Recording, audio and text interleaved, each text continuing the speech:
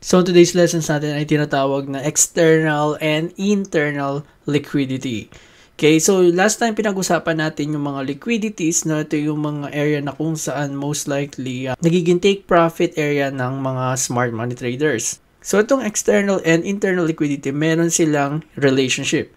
Ito kasi mga lods, ito yung mag-i-indicate kung saan yung price pupunta. Kasi sa market mga lods, kung hindi natin alam kung saan pupunta ito, medyo maguguluhan tayo kung ang bias ba natin is uptrend or downtrend. Kasi kung makikita natin kung may up and down na ganyan, tapos kung hindi natin alam kung kumuha na ba ito ng external or internal, then hindi natin malalaman kung saan pupunta, saan next na pupunta yung market.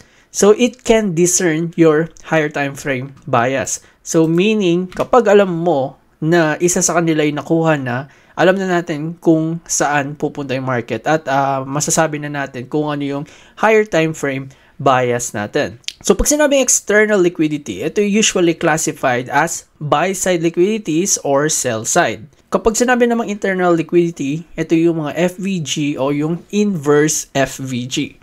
Okay? So ang ano dito, ang relationship nila is if an external range liquidity was tagged, IRL or internal range liquidity becomes the next target. Kung una naman makukuha yung internal range natin, then yung next target natin will be external range. Okay? So, example ko sa inyo na. So, for example, ang market is going up. Okay? So, sabihin natin nandito yung current price natin. Tapos, meron tayong fair value gap dito. No? Now, dahil meron na tayong fair value gap dito, tapos nakita na natin na nagkaroon na tayo ng market swing dito na kung saan nagkaroon na tayo ng 3 candle movement dito, tapos bumababa yung market, most likely, ito ang magiging target niya. No, dahil bumababa siya, most likely ito yung magiging target niya. So, ang ginagawa natin is inaantay natin matamaan yung liquidity. So, for example, natamaan na siya. Bumaba na siya dito. Tinamaan na itong FVG natin. And ang sabi natin dito, ang internal is usually classified as FVG. So, meaning, this will be our internal range liquidity. Okay? Now, dahil meron tayong internal range liquidity, if magbibigay ito ng confirmation na yung market is angat na, ang next target niya, sabi dito, if an IRL was tagged, ERL becomes the next target. So, ang ERL natin is yung pinaka-recent price. Okay? So, this will be our ERL.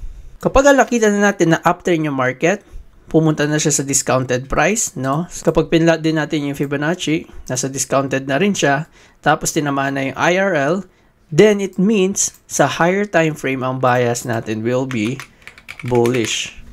Okay?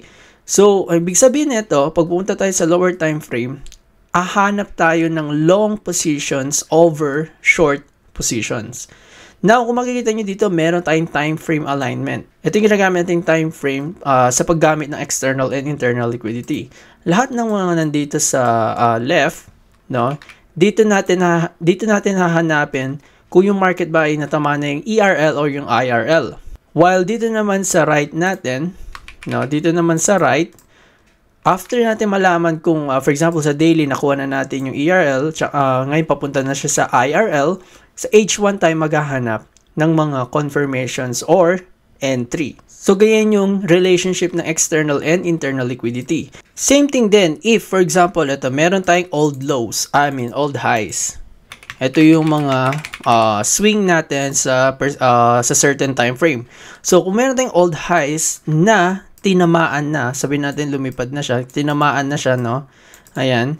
Now, if magbibigay ito ng confirmation na bababa yung market, no, kung bababa man siya, then most likely, ang magiging target niya will be FVG, mga nearest FVG or discounted FVG kapag naghahanap tayo ng bullish.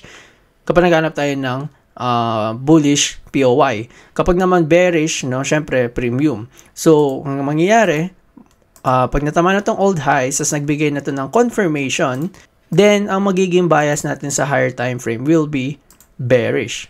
Okay? So, nakuha na yung ERL, tapos yung target natin will be IRL, then ang bias natin will be bearish. Okay? So, most of the time, sa higher time frame natin tinitingnan to.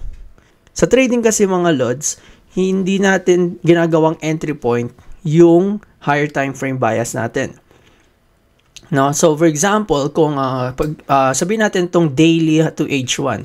So, sabihin natin sa daily tumingin tayo. Tapos nakita na natin itong ERL, tapos ngayon ang target niya IRL. Hindi tayo mag-short sa market hanggang dito sa IRL. Okay? Although, kung bumaba man yan dito, anticipated naman natin. Pero ang ibig sabihin dito, kung tayo ay intraday trader or scalper, no, hindi tayo mag-short dito, tapos ang magiging target natin will be the IRL kasi sobrang tagal. So kung sabihin natin daily candle, ilang candle pa ng daily bago bumaba ito, no? Depende kung gaano kabilis, or may mga times na hanggang dito lang siya tapos lumipad na. So, ang inaano lang natin dito is yung direction na potential niya pwedeng puntahan, no? So, ang inaano natin dito, for example, nakita natin may daily yan na tayo confirmation.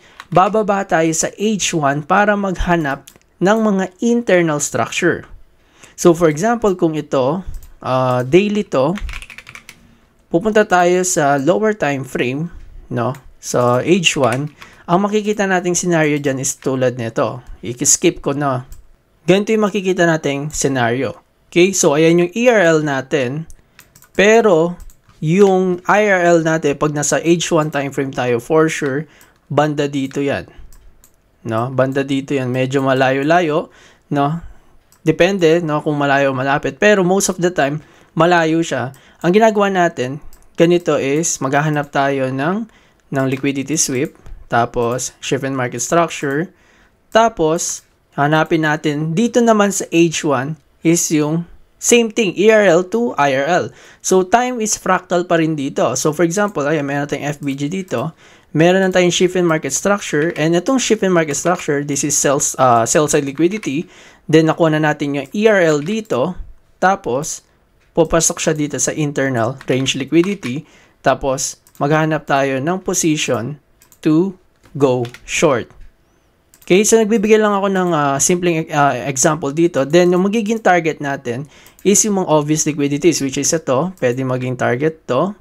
Pwede rin maging target to. No? At least sa gayon man, mga Lodi Cakes, na if ever man na makapag-short tayo tapos nag-profit na kayo dito, kahit bumaba pa yun ng dire-diretso, alam natin na sa mga susunod na araw, meron pa tayong another potential entry point na papunta dito sa IRL natin. Okay? Pero most of the time, kung titingnan natin, kung magbabacktest tayo, makikita nyo na pumupunta yan dito sa IRL. Tapos pagtas ng IRL, yung next naman is yung ERL. So, ano lang yan? Ulit-ulit lang yan. IRL, then to ERL, tas ERL to IRL, then IRL, ganoon na siya. Ulit-ulit lang siya. Then, yun yung magiging natin, unang confluences kung nasaan na yung market. So, for example, nandito tayo kay Link, no? Nasa weekly time frame tayo. So, kung mapapansin natin, meron tayong ERL dito, na meron tayong external range liquidities, or ito yung ating buy-side liquidity sa time frame na to. Now, kung pagmamasdan nyo dito sa part na to, no, ito kasi yung range natin, no, makikita natin na meron tayong fair value gap dito.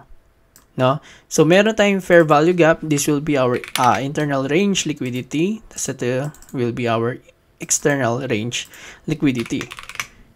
So, after yung bumaba, nagkaroon tayo ng rejections sa loob ng fair value gap. No? Tapos, nasa discounted na rin yung price natin. Umabot na siya sa 61 Fibonacci natin.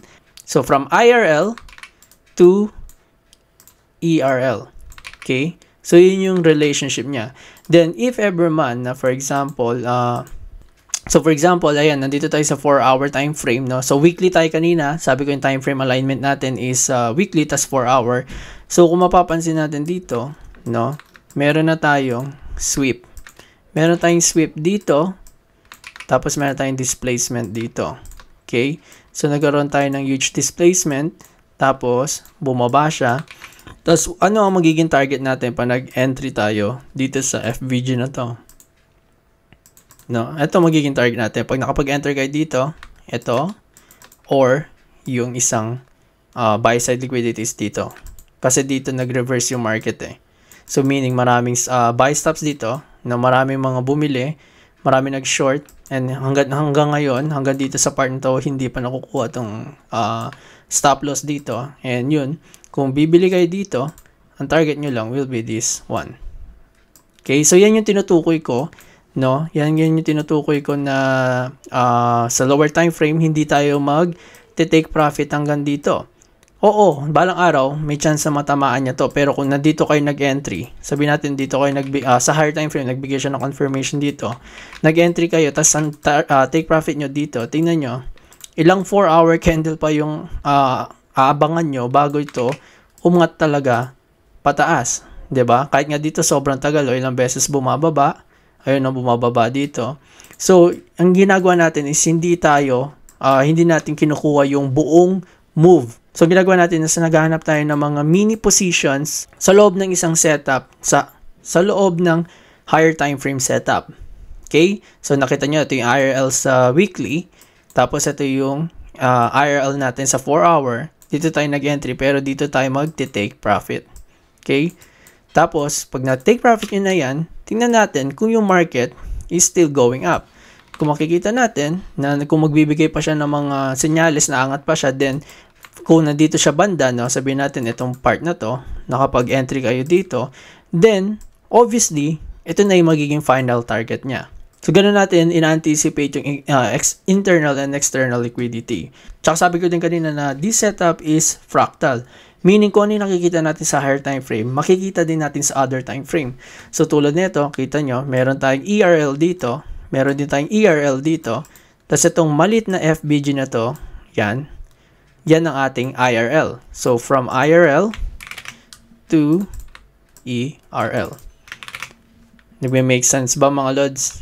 So, bibigyan ko naman kayo ng example ng from ERL to IRL. Kasi kanina, from FVG tayo to buy side. Ngayon naman is from sell side to FVG. Okay? So, kung mapapansin natin dito, no, from here, daily time frame, nakuha yung swing low natin. Okay? After niya makuha, nagkaroon siya ng rejection dito, nagkaroon ng daily swing. Okay, nakita tayo ng market structure swing dito. Tapos, kung titingnan natin, meron tayong dalawang FVG. Isa dito, tapos isa dito.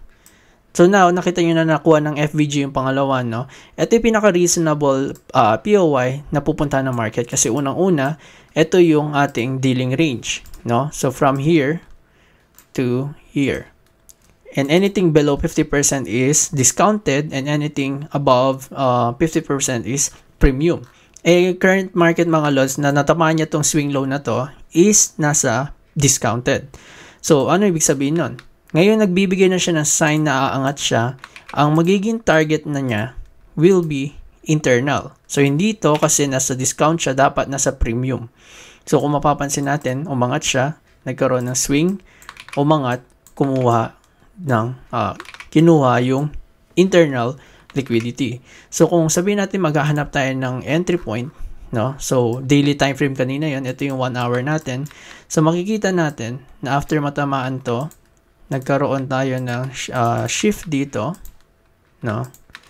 After niya mag-shift, hindi na siya bumaba dito, no? Basically, dapat mas maganda kung daily time frame sana, no? Pero hindi na siya bumaba.